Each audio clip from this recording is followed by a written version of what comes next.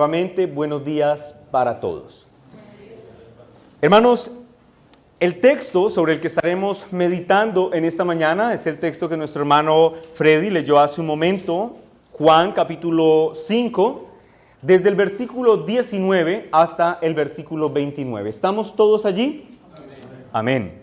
Bueno, el título de este sermón es La autoridad suprema del Hijo de Dios. Lo repito, la autoridad suprema del Hijo de Dios. Muy bien, permítame introducir este sermón con las siguientes palabras. Para muchas personas, y yo de alguna forma estoy de acuerdo con esta afirmación, la presente época en la que nosotros vivimos es la época que quizá más calidad de vida le ha dado a sus habitantes. Por ejemplo, para nosotros hoy en día es relativamente fácil acceder a la salud, relativamente fácil acceder a la educación, relativamente fácil acceder a la información que tenemos a través de la tecnología. Por ejemplo, si a uno le duele la cabeza, es relativamente fácil tomarse un analgésico para el dolor. O si uno tiene una pequeña infección, es relativamente fácil tomar un antibiótico, cosa que era impensable hace 80, 90 o 100 años atrás. Bueno, para nosotros es más fácil la vida ahora. Esto significa que de alguna forma la sociedad ha venido avanzando. Sin embargo, aunque no negamos que hay muchas cosas buenas en nuestros días, no obstante podemos observar que algunas cosas, en vez de avanzar o por lo menos de permanecer como estaban, van en retroceso o en decadencia. Yo quizás creo que aquellas cosas que más van en decaimiento tienen que ver con aquellas que están vinculadas a la moralidad. Por ejemplo, hoy tener un concepto de algo bueno o de algo malo se convirtió en una discusión meramente subjetiva.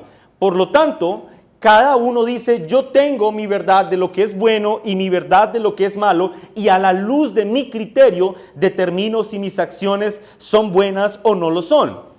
De hecho, justamente esa subjetividad predominante en nuestros días ha hecho que se genere una animadversión, un rechazo rotundo contra lo que es verdad. ¿Y todo en aras de qué? De la banderilla que se levanta es la de ser políticamente correctos. No digas eso, porque aunque sea cierto, esa verdad ofende. Ese es el lema que muchos hoy levantan, sobre todo los abanderados de la falsa tolerancia. No digas la verdad porque la verdad ofende y tu verdad no es mi verdad, como si no existiesen verdades absolutas. Incluso es muy usual encontrarse con personas que para justificar sus necios razonamientos van a utilizar la Biblia misma. No toda la Biblia, desde luego, pero partes de la Biblia para justificar su proceder.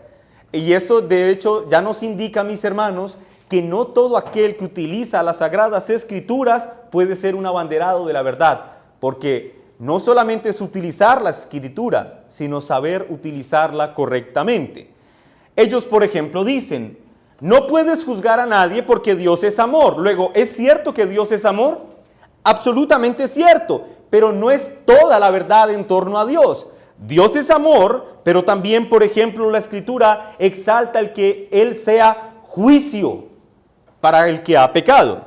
De hecho, es porque Dios es un Dios amoroso que tiene que ser justo. Si la justicia de Dios no fuese un atributo predominante en su ser, entonces Dios no sería amoroso en lo absoluto.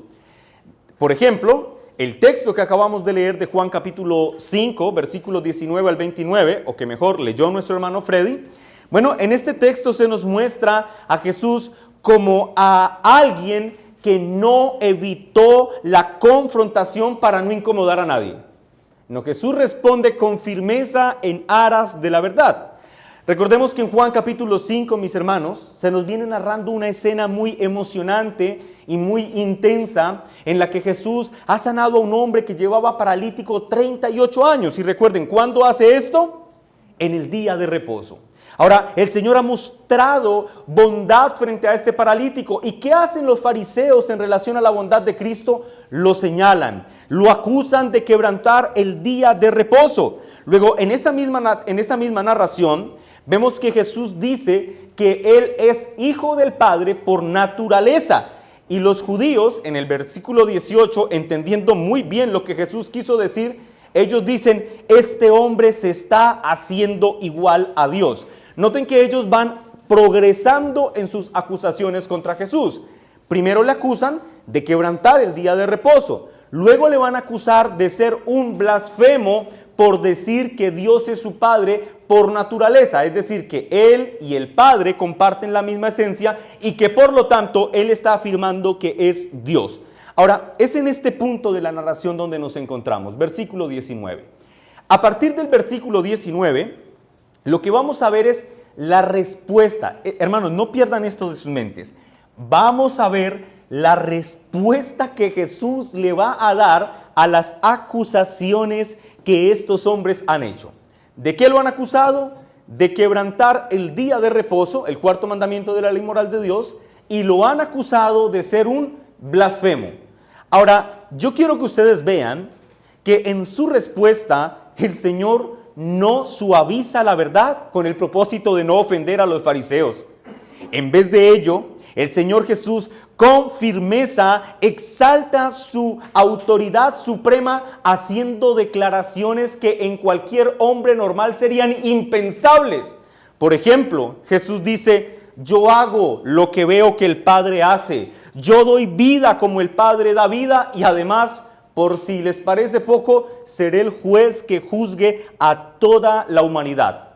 Noten que las palabras de Jesús distan mucho, mis hermanos, de ser una defensa temerosa de la verdad, sino que más bien es una proclamación firme de su gloria y de su majestad. Ahora, permítanme de manera prematura anticiparme a una aplicación de este sermón. Y es que, mis hermanos, ustedes en la respuesta firme que el Señor Jesús le da a los fariseos podrán ver que la verdad nunca, escúchenme, la verdad nunca debe ser negociada para encajar con las sensibilidades de los hombres. Voy a repetir eso. La verdad nunca debe ser negociada para encajar con las sensibilidades de los hombres. Noten que Jesús en sus afirmaciones no cede en torno a declarar su autoridad divina. Y así nosotros, aprendiendo del ejemplo de Jesús, deberíamos aprender a no ceder frente a las presiones que este mundo va a ejercer contra nosotros cuando de hablar de la verdad se refiere. En aras de defender la verdad, hermano, hermana, niños que me escuchan, ustedes tienen que ser firmes, siguiendo el patrón de firmeza que vemos en esta narración hecho por nuestro Señor Jesucristo. Ahora, hermanos, antes de introducirnos a este texto, yo quiero invitarlos a que en nuestro corazón empecemos a generar una santa expectativa en la que roguemos al Señor que a través de los puntos que veremos de aquí en adelante, Dios permita, se nos conceda ver, mis hermanos, la hermosura y la majestad de Cristo a través de este sermón. Con mucha razón, algunos dicen que este tercer discurso de Jesús, este es el tercer discurso que Jesús hace en Juan, este tercer discurso es un discurso colosal, pues de manera única. Esto no va a volverse a repetir en el Evangelio de Juan ni en los otros evangelios. Vamos a encontrar una declaración tan profunda, tan explícita y tan asombrosa en la que Jesús presenta su unidad con el Padre, su comisión, su autoridad divina y las evidencias de Él como Mesías. Y lo hará de una forma formal, sistemática y ordenada para que a nadie le quepa dudas de que lo que Él está diciendo es cierto. Y lo que Él va a decir es que Él es absolutamente Dios. Ahora bien, estos 10 versículos que vamos a estar considerando esta mañana, 19 al 29, se dividen en dos grandes secciones. La primera sección inicia en el versículo 19 y se extiende hasta el versículo 23. En esta primera parte, el Señor va a hacer 3 afirmaciones del Padre y del Hijo. Versículo 19 al 23, 3 afirmaciones del Padre y del Hijo. Luego, a partir del versículo 24 hasta el 29, viene la segunda sección, y allí Jesús, en estos versículos restantes, 24 al 29, hará 3 afirmaciones del Hijo y del juicio. Noten, las primeras 3 afirmaciones son del Hijo y del Padre, y las otras 3 son del Hijo y del juicio. ¿Estamos todos allí? Ahora, hermanos, antes de que veamos estas afirmaciones que son preciosas, yo quiero desafiarlos, hermanos amados, a que en nuestro corazón haya una santa predisposición para contemplar con admiración y sobre todo con profundo asombro cada una de estas expresiones o afirmaciones que Jesús va a hacer de sí mismo. Hermanos, la verdad nunca dejará de ser cierta, pero la verdad, cuando se hace popular en nuestras bocas, corre el peligro de hacerse común y corriente y que pierda el asombro. Eso no puede pasar con nosotros. Las verdades que Cristo revelará de sí mismo en este texto son verdades gloriosas. Tan gloriosas son que sustentan toda nuestra fe y por lo tanto, mis hermanos, les animo a que con expectativa y gozo santo se deleiten en escuchar cada una de estas afirmaciones y su debida explicación, entendiendo que estas afirmaciones hablan de aquel que es nuestro Señor y Salvador. ¿Estamos listos? Amén. Versículo 19 al 23, primera parte del sermón. Dice la palabra del Señor, las afirmaciones del Padre y el Hijo. Respondió Jesús y les dijo, noten la respuesta a las acusaciones. De cierto os digo, no puede el Hijo hacer nada por sí mismo, sino lo que ve hacer al Padre. Porque todo lo que el Padre hace, también el Hijo igualmente. Porque el Padre ama al Hijo y le muestra todas las cosas que Él hace, y mayores obras que éstas le mostrará. De modo que vosotros os maravilléis, porque como el Padre levanta a los muertos y les da vida, así también el Hijo a los que quiere da vida. Porque el Padre a nadie juzga, sino todo el juicio dio al Hijo, para que todos honren al Hijo como honran al Padre. El que no honra al Hijo, no honra al Padre que le envió. Bueno, aquí tenemos las 3 afirmaciones que Jesús hace respecto a sí mismo y el Padre. ¿Cuáles son esas 3 afirmaciones? Versículo 19, la primera, yo la titulé, el Hijo hace la obra del Padre. Eso es lo que él afirma, que el Hijo hace la obra del Padre. Lean nuevamente el versículo 19. Respondió entonces Jesús y les dijo, de cierto os digo, no puede, noten, una imposibilidad, no puede el Hijo hacer nada por sí mismo, sino lo que ve hacer al Padre. ¿Por qué? Porque todo lo que el Padre hace, también lo hace el Hijo, ¿cómo? Igualmente. Bueno, en su respuesta a las acusaciones que ha recibido de los fariseos, de transgredir el cuarto mandamiento de la ley moral y de ser un blasfemo, frente a estas acusaciones, el Señor inicia diciéndoles, de cierto os digo, que es una expresión muy importante dentro del contexto judío, sobre todo rabínico, que tiene como propósito acentuar la importancia de lo que él va a decir, pero sobre todo, cuando alguien la está utilizando, acentúa o indica que esa persona es de carácter rabínico. ¿Sí me hago entender? Jesús le va a responder algo a los presuntos maestros de la ley, pero él les va a decir, un momento muchachos, va a hablar el maestro.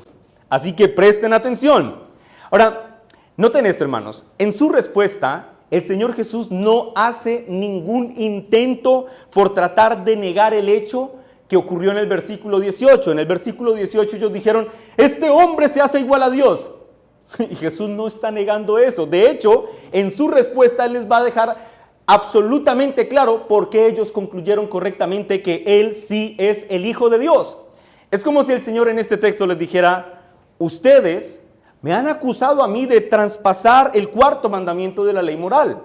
Además, me han acusado de ser un blasfemo por decir que soy igual a Dios. Bueno, pues no se han equivocado en sus conjeturas, porque mi voluntad no está desligada de la voluntad del Padre, y esto es porque compartimos una misma esencia. Noten que el texto dice, no puede el Hijo hacer nada por sí mismo, sino lo que ve hacer del Padre, porque todo lo que el Padre hace, también el Hijo hace igualmente. En otras palabras, Jesús, al destacar que sus obras, estas que él ha acabado de realizar, curar a un hombre en día de reposo, él destaca que sus obras son un reflejo de lo que él ha visto hacer al Padre, es decir, ser un Dios compasivo.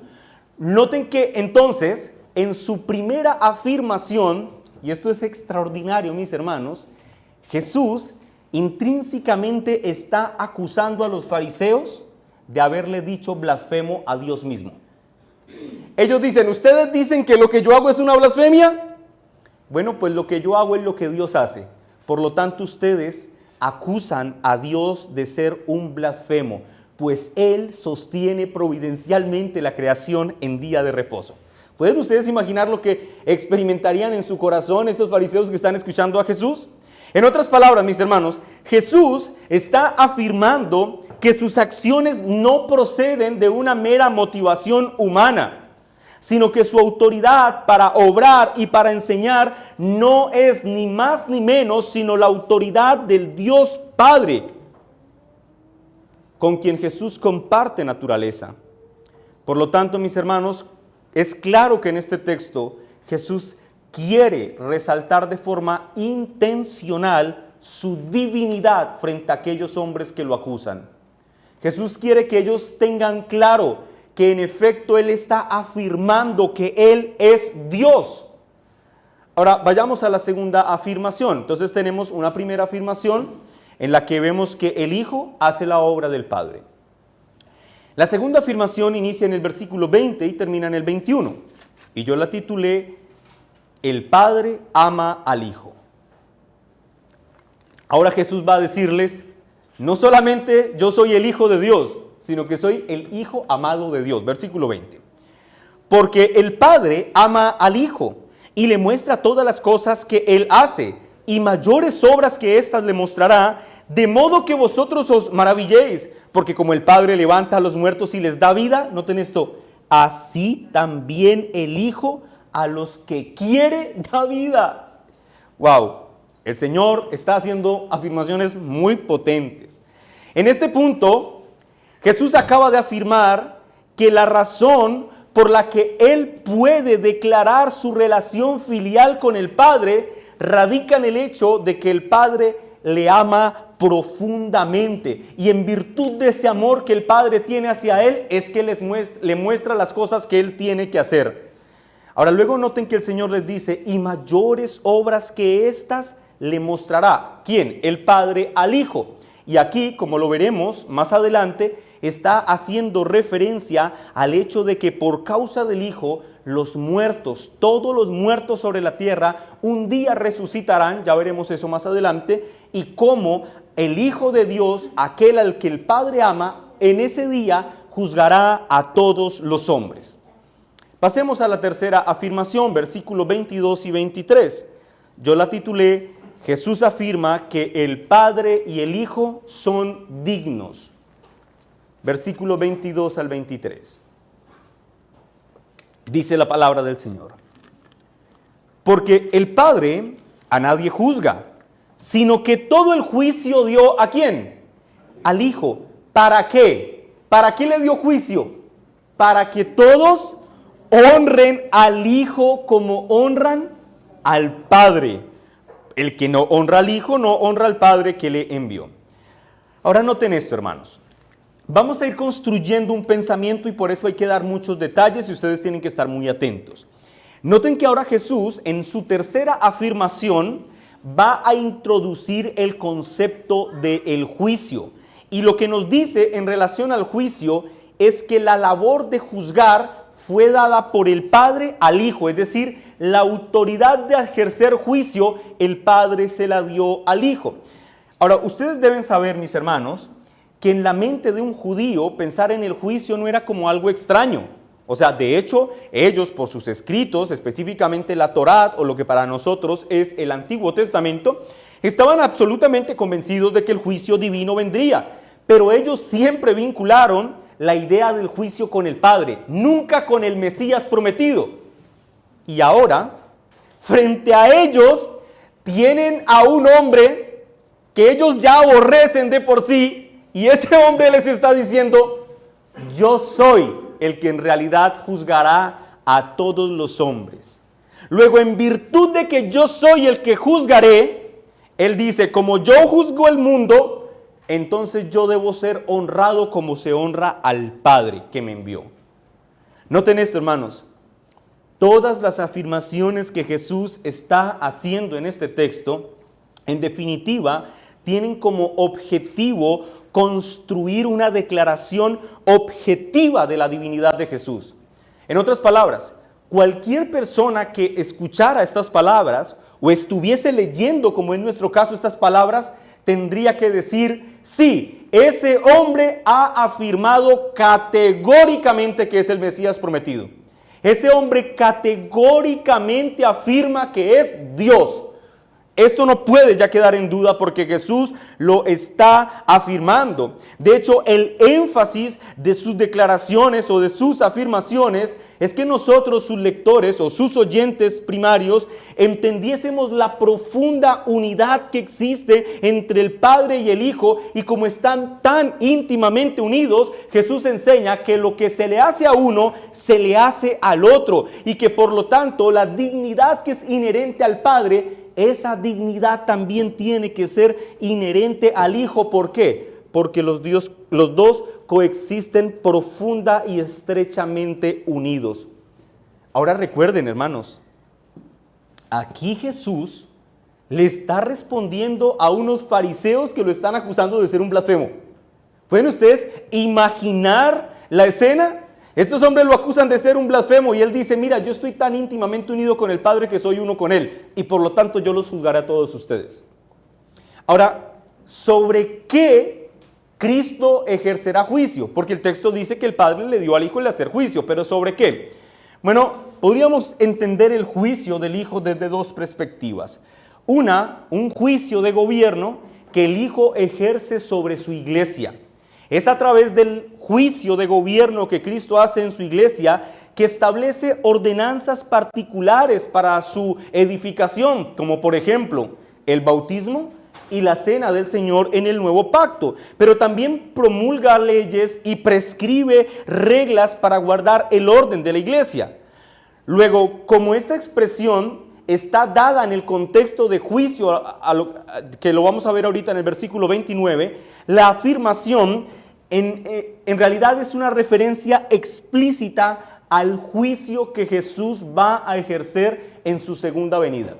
Es decir, la autoridad que el Hijo recibe del Padre para hacer juicio, descrita en este texto, es la autoridad que Jesús tiene para juzgar a toda la humanidad cuando Cristo venga por segunda vez y todos los muertos resuciten. En aquel día, mis hermanos, cuando Cristo regrese por segunda vez, las Escrituras afirman que Él reunirá a todas las naciones ante su presencia. Y en aquella reunión de juicio, el Señor proferirá sentencia sobre los hombres.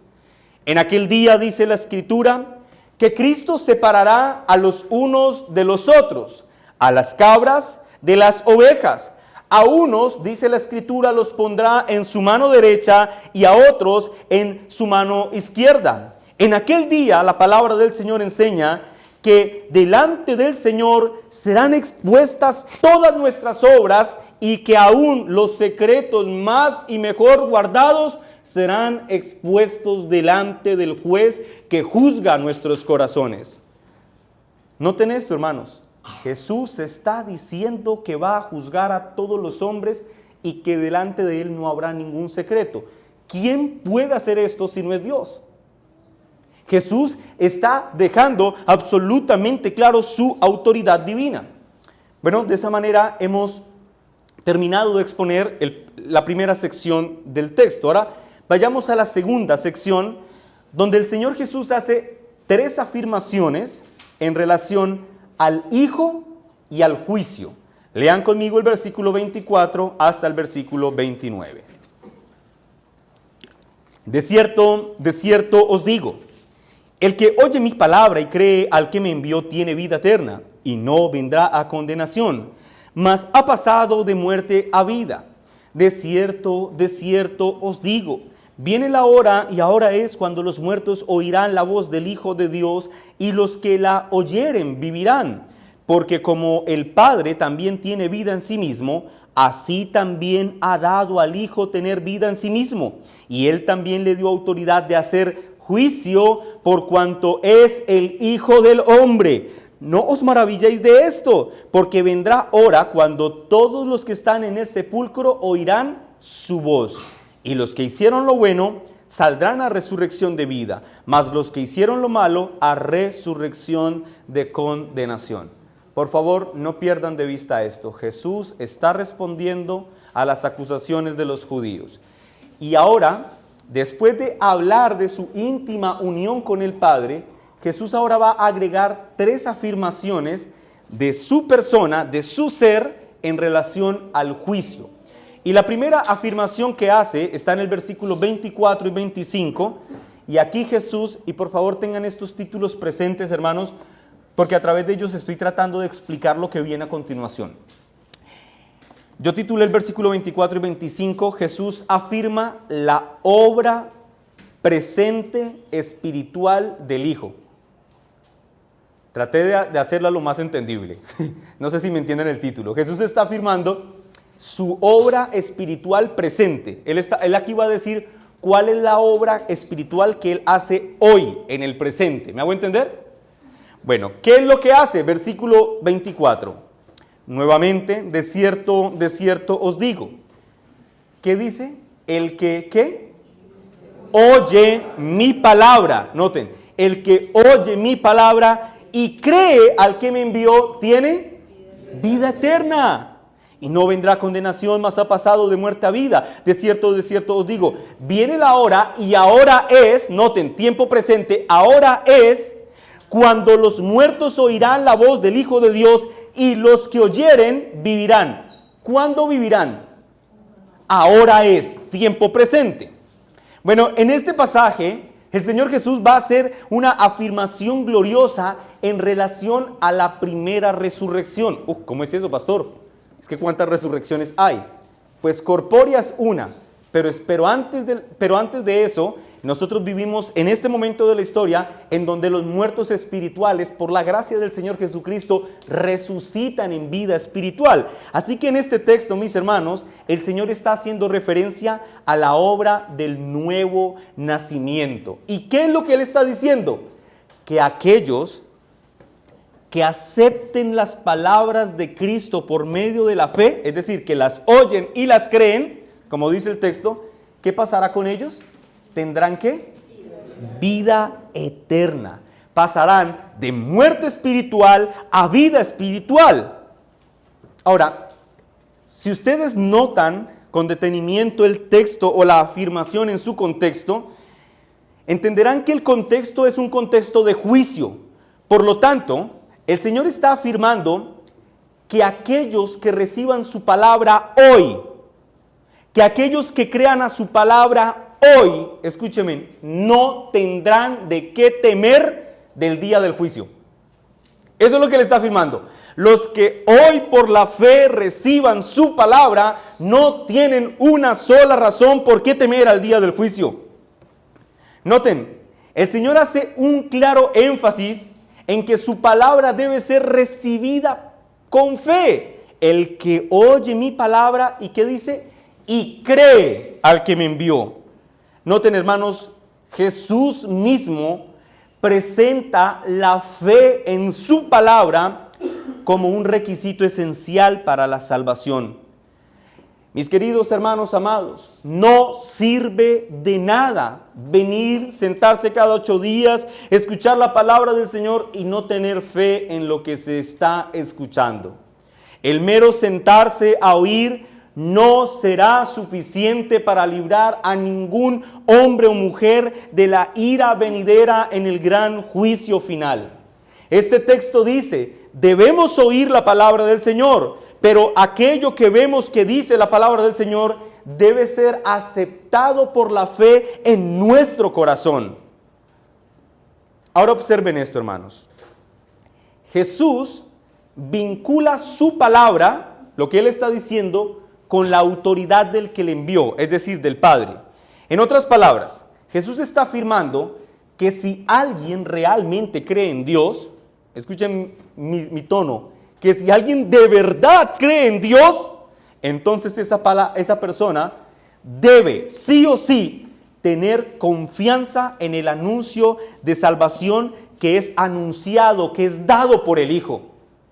Si alguien realmente ha nacido de nuevo, si alguien realmente es un cristiano, esa persona tiene que confiar en el anuncio del Hijo. Si esa persona no confía en el mensaje de salvación promulgado por el Hijo a través de sus propias palabras explícitas, de su vida, de su obra, de su muerte y de su resurrección, si alguien no cree a eso, esa persona en realidad no cree en Dios. No cree en Dios.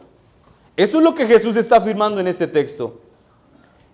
Que quienes tengan fe en su palabra tendrán vida eterna y serán libres de la condenación. En otras palabras, hermanos, el Señor está afirmando que todos aquellos que reciban con fe sus palabras serán libres de las consecuencias de la caída en el huerto del Edén.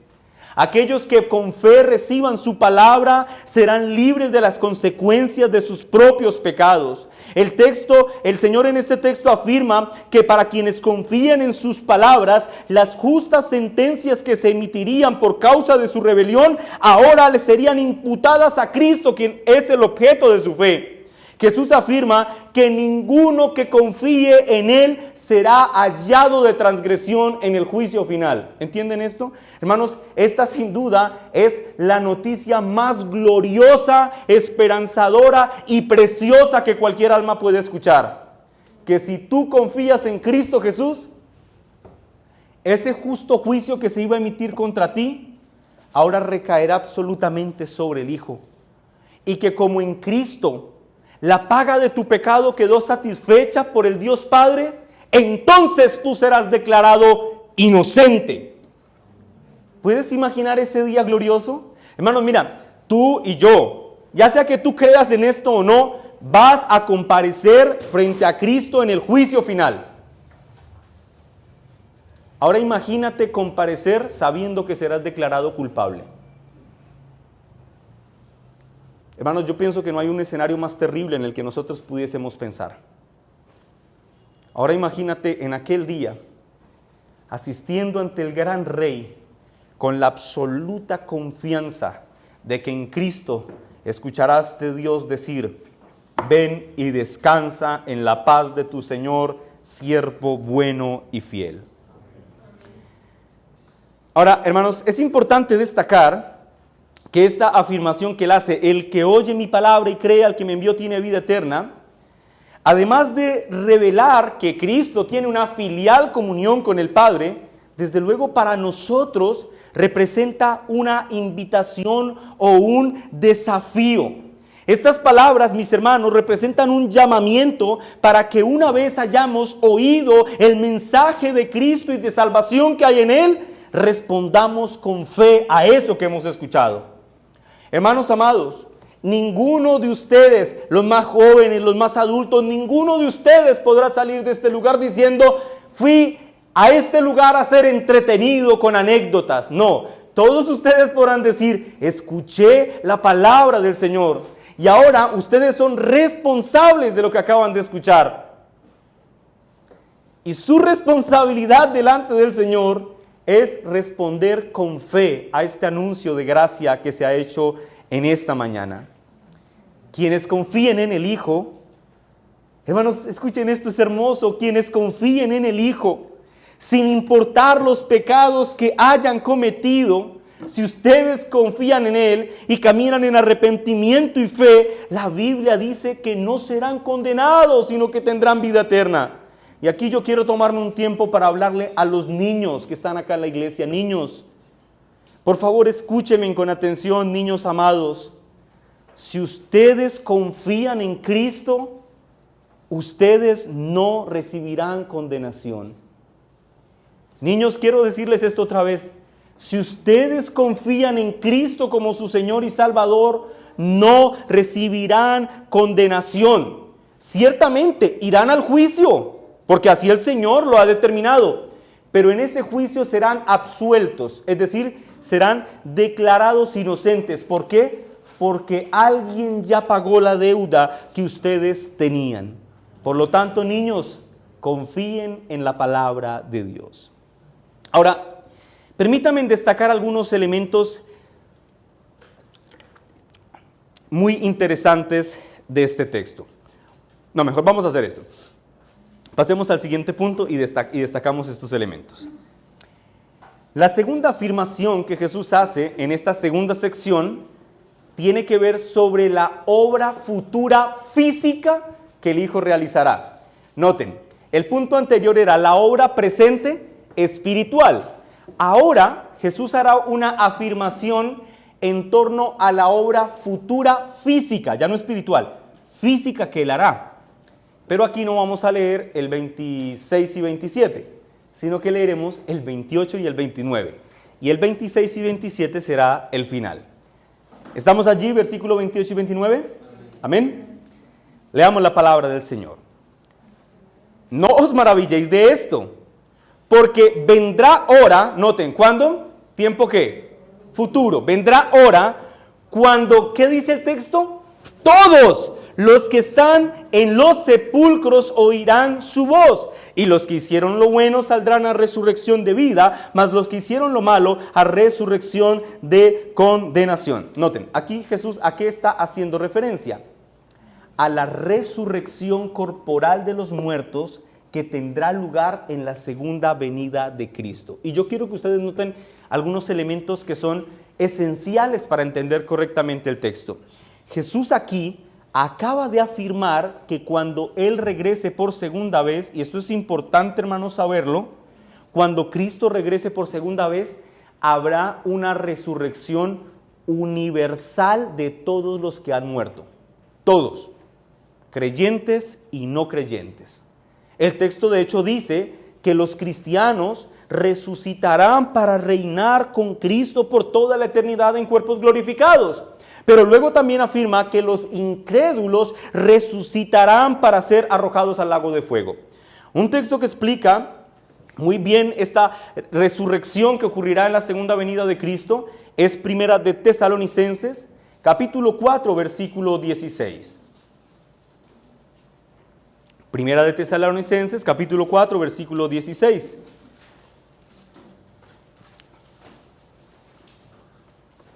¿Estamos allí, hermanos? Para darles una pista, Primera de Tesalonicenses queda antes de Segunda de Tesalonicenses. Ahí les boto esa pista para que lo encuentren rápido. ¿Ya? ¿Llegaron? Gloria a Dios. Amén. Escucha lo que dice el texto. Porque el Señor mismo, noten este detalle, ¿con qué? Con voz, alto allí. El Señor con voz de mando. Noten el énfasis, siguiente, con voz de arcángel y con trompeta de Dios descenderá del cielo, segunda venida, y los muertos en Cristo resucitarán primero. Noten, los demás también.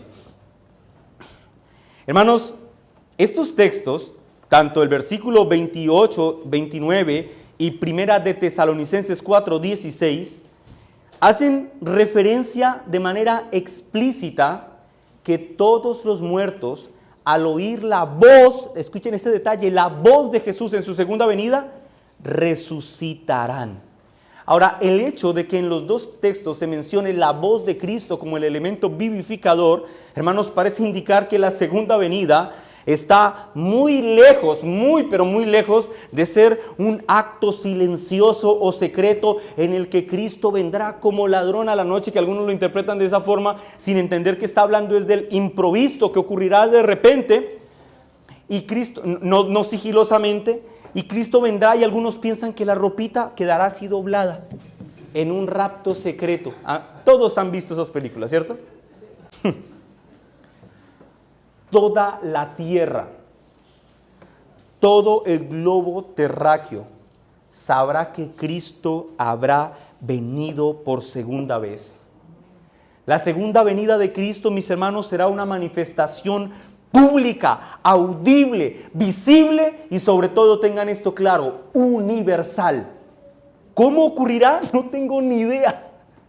Pero cuando Cristo venga, nadie sobre la tierra quedará sin saberlo.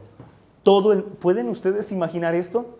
Porque hermanos, cuando Cristo venga es a juzgar. En su segunda venida los muertos resucitarán, Cristo juzgará y luego introducirá el estado eterno. Esos son los tres elementos de la segunda venida de Cristo. Y en aquel día todo el mundo se enterará. Nadie puede decir, hey, ¿qué es lo que está pasando por allá? Piensen en cualquier parte del mundo que hay tanto revuelo. Entremos a Facebook a ver qué dicen las noticias. No, mis hermanos, todo el mundo sabrá que el Rey ha llegado para juzgar a los hombres.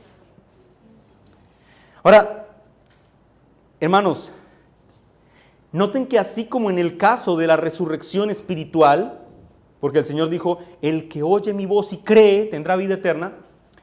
Noten que así como fue en el caso de la resurrección espiritual o nuevo nacimiento, aquí en el caso de la resurrección corporal, la voz de Cristo es la fuerza creadora que da vida. Cristo, con el poder de su palabra, da vida a los muertos espirituales y a los muertos físicos. Ahora, recuerden esto, hermanos. Jesús le está hablando a un grupo de fariseos que lo están acusando de ser un blasfemo. Recuerden que para ellos la idea de juicio no era algo extraña, pero como lo dije hace un momento, debió haber sido muy desconcertante y desde luego muy molesto que Jesús atribuyera el juicio al Hijo, pero sobre todo que se lo atribuyera a sí mismo como Él, como Hijo de Dios. Por eso el Señor les dice en el versículo 28, no os maravilléis de esto. Es como si les dijera, a la luz de su contexto, ¿ustedes están maravillados de lo que les estoy diciendo? Pues la prueba de que lo que estoy diciendo es absolutamente cierto, es que si ustedes han muerto para cuando yo venga, ustedes oirán mi voz y resucitarán y en aquel día yo los juzgaré a ustedes también. Ahora, a la luz de esto, alguien podría preguntarse, ¿cómo, pastor? O sea que en el juicio yo seré juzgado por mis obras. Porque el texto dice que a los que hicieron bien les dará la vida eterna, pero a los que hicieron mal les resucitará para condenación. ¿Eso significa que yo seré juzgado por mis obras? La respuesta es sí. Pero si alguien más pregunta, pastor, ¿o sea que eso significa que yo seré salvo por mis obras? La respuesta es no. Porque el mérito no salva a los hombres, ya que ninguno que descienda de Adán, y estos somos todos, ninguno puede actuar naturalmente para hacer lo bueno. Por lo tanto, cuando el texto habla de las buenas obras que serán juzgadas en la segunda venida de Cristo, mis hermanos, tiene que ver con aquellas obras que reposan en el fundamento de creer en Cristo. En otras palabras, las buenas obras a las que hace referencia el texto son todas aquellas cosas que nosotros hacemos de acuerdo a la voluntad de Dios y con miras a su gloria. No es que por obras seamos salvos, es que hacemos las obras que son inherentes a la salvación. Así lo explica Efesios 2:8, porque por gracia sois salvos por medio de la fe, y esto no de vosotros, pues es don de Dios. Versículo 9, no por obras para que nadie se gloríe. Por lo tanto, mis hermanos, el versículo 29 no sugiere una salvación por obras, ya que el mismo Juan en este evangelio una y otra vez declara que una persona tendrá acceso a la vida eterna solo cuando crea en Jesús. No obstante, y esto es muy importante, el hecho de que el versículo 29 mencione las obras en el día del juicio final Es un recordatorio para ti y para mí, cristiano, que nuestras vidas deben ser un reflejo de la fe que profesamos. ¿Me entiendes eso, hermano?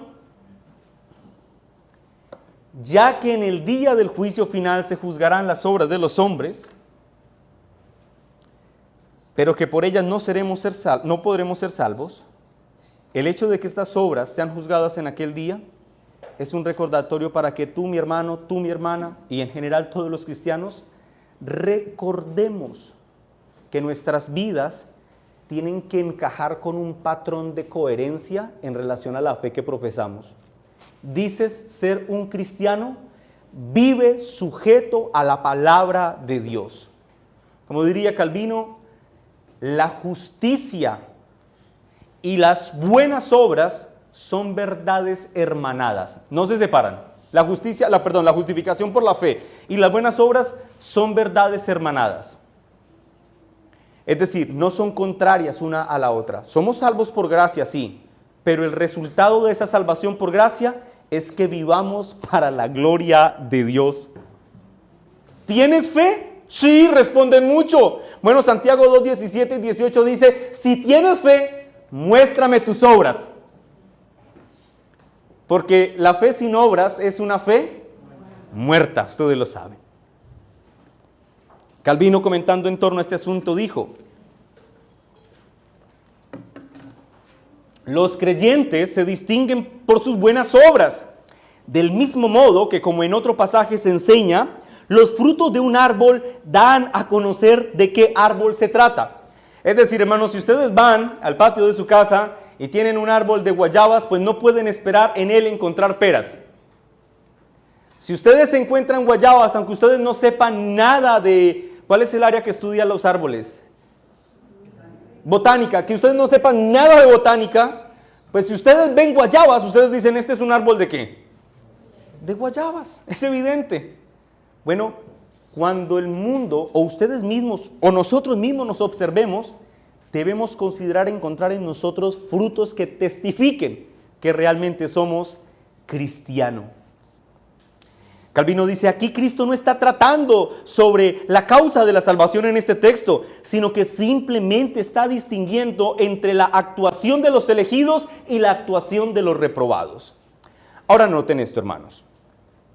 Nuestro texto hace referencia no solo a la resurrección de los buenos, de los que hicieron lo bueno, sino que también dice que unos resucitarán y serán juzgados por haber hecho lo malo. Y esta es la resurrección para condenación.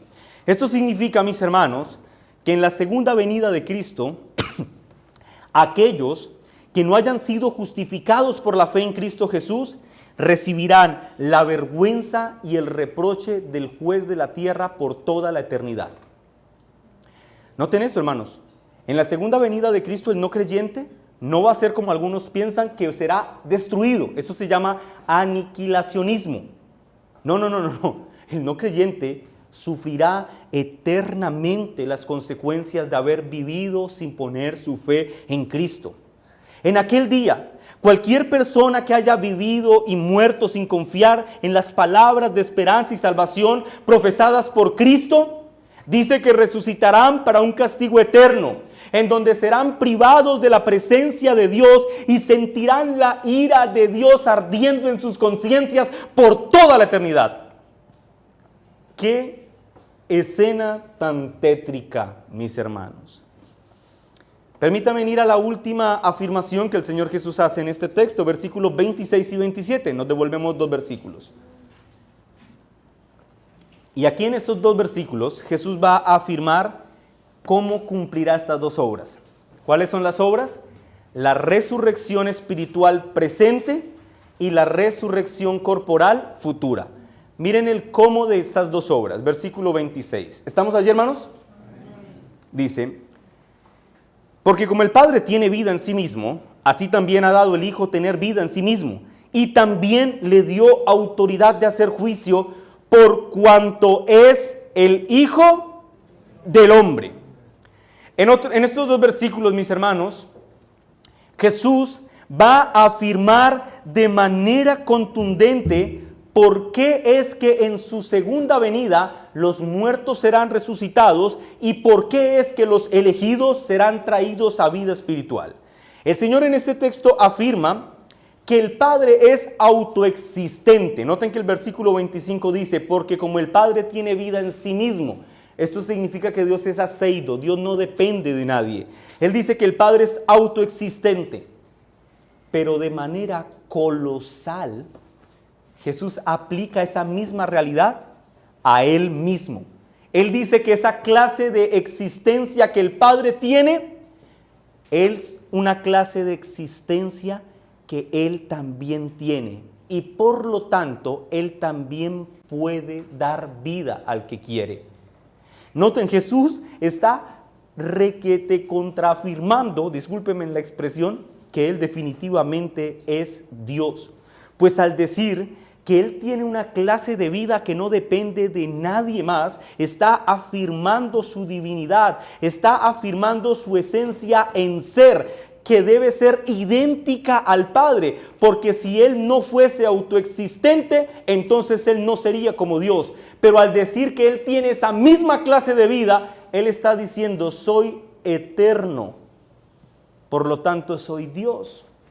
Él es el que es. Dios no cambia y Jesús está aplicando este criterio a sí mismo. Y noten que el versículo 27 dice, y también le dio autoridad de hacer juicio por cuanto es hijo del hombre.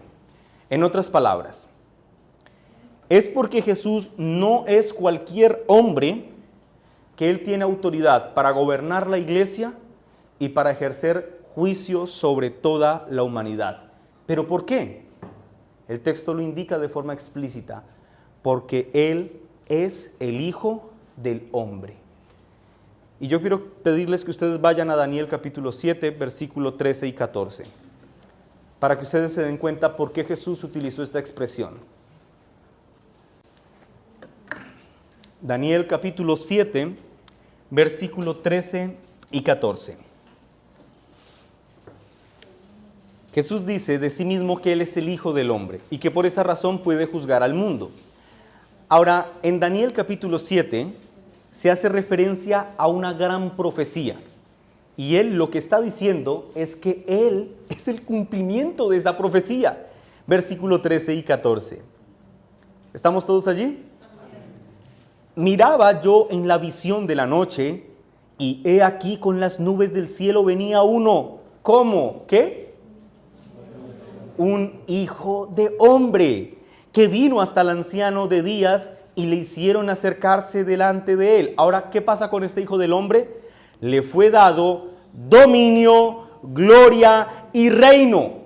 ¿Para qué? Para que todos los pueblos, naciones y lenguas le sirvieran. Su dominio es dominio eterno que nunca pasará y su reino uno que no será destruido. Y Jesús está diciendo, yo soy ese hijo del hombre. En otras palabras, Jesús se presenta como el cumplimiento de esta profecía. Una profecía que describe a aquel que es Dios en carne humana, es decir, un hombre que como nosotros fue tentado en todo, pero que siendo Dios no se halló en el pecado. Y a la luz de esta realidad, Jesús está describiendo delante de estos fariseos y de nosotros como el único calificado para ser el juez de toda la humanidad. Él se está describiendo como aquel Mesías profetizado en el antiguo pacto, de quien se dijo que le sería dado dominio, gloria y reino para que todos los pueblos y todas las naciones y todas las lenguas le sirvieran. Jesús, mis hermanos, como el Hijo del Hombre, entró por completo en la vida y la experiencia humana, tal como tú y como yo. Pero como Dios, Él es el juez último y legítimo de toda la humanidad. Por lo tanto, digno de toda nuestra confianza. A lo largo de este sermón, mis hermanos, que tiene un carácter doctrinal amplio, he procurado tratar de dar muchas aplicaciones de esta doctrina a nuestra propia vida. Pero hermanos, yo quiero pedirles que por favor me escuchen con atención los minutos que restan con un par de aplicaciones adicionales. Permítame agregar lo siguiente. En este texto vemos un gran debate que está ocurriendo entre Jesús y los fariseos. ¿Y todo esto en torno a qué? A la identidad de Jesús y la autoridad que Él tiene para sanar a enfermos en el día de reposo. Esa es la discusión. Bueno, a lo largo de la lectura que hemos hecho de estos 10 versículos y de la explicación de cada uno de ellos, vimos cómo Jesús hace declaraciones colosales respecto a sí mismo. Ellos dicen, tú eres un blasfemo. Y Él les dice, ¿seguros? Se equivocan. Yo soy en realidad el Hijo de Dios. Yo soy el Hijo del hombre. Yo soy quien tiene vida en sí mismo. Yo soy quien juzga al mundo. Yo soy quien gobierna la iglesia. Yo soy quien da vida. Yo soy quien resucita a los muertos en el día postrero. Yo soy el que le dará paga a cada uno según sus obras en el juicio final. En síntesis, cuando Jesús habla de sí mismo, se presenta en este texto como el Dios encarnado, como el Hijo del hombre a quien le sería dado dominio, gloria y reino. Tengan eso presente, mis hermanos. Él ha hecho esta afirmación, o este grupo de afirmaciones que revelan su divinidad, justo después de sanar al paralítico que llevaba 38 años enfermo. Y frente a este escenario, ¿cuál es la respuesta de los fariseos? Uno podría pensar que ellos debieron haber respondido así: vimos tus obras y escuchamos lo que dices de ti mismo y entendemos que tus obras respaldan tus palabras, por lo tanto entendemos que tú eres Dios. Pero eso no fue lo que pasó. Él obró milagrosamente como Dios. De manera explícita abrió su boca y les dijo quién era Él. Y frente a este escenario, estos hombres dijeron: mientes, blasfemo. Mientes con blasfemias tan grandes que eres digno de muerte en vez de honra. ¿Dices ser Dios porque compartes la misma esencia con el Padre y que por lo tanto mereces la honra de los hombres? Porque tú eres quien da vida y juzgarás al mundo. Pues en vez de honra te llevaremos a morir en una cruz y allí recibirás todo nuestro odio. Ahora, hermanos, reflexionemos en esto. Jesús acaba de obrar un milagro que solo Dios puede hacer y de manera colosal declarar su identidad delante de estos hombres. Pero estos hombres que lo están viendo y escuchando decidieron trágicamente para ellos no aceptar las palabras de Jesús. Jesús se definió a sí mismo y ellos dijeron no. ¿Saben qué hicieron? Lo redefinieron. Es como si estos hombres dijeran: tú no puedes ser quien dices que eres. Tú tienes que ser quien nosotros queramos que seas. Y esa pecaminosa práctica de tratar de redefinir a Jesús en nuestros días, hermanos, sigue haciendo estragos hasta nuestros días. Las personas siguen tratando de redefinir quién es Jesús. Para muchos, permeados por sus necios deseos caprichosos, Jesús es cualquier cosa. Puede ser aquel milagrero que cumple sus expectativas económicas.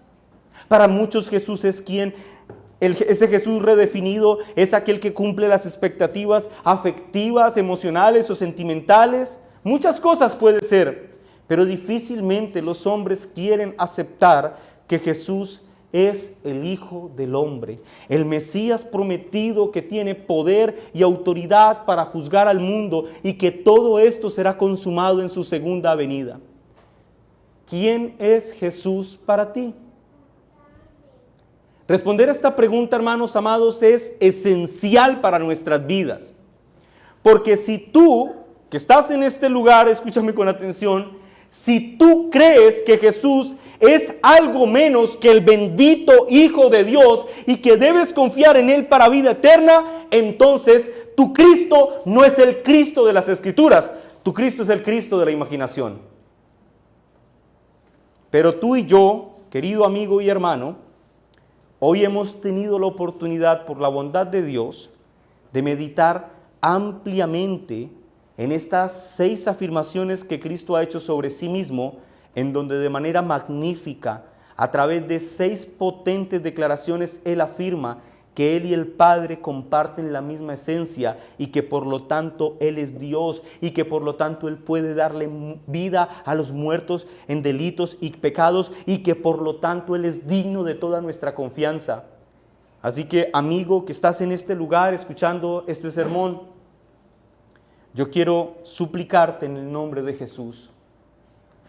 Te suplico en el nombre de aquel que da vida a los muertos, que no cierres tu corazón a este anuncio. No cierres tu corazón a este anuncio de gracia como lo hicieron este grupo de fariseos, que viendo el obrar de Jesús y escuchando de su propia boca quién era Él, decidieron decir: mientes, blasfemo.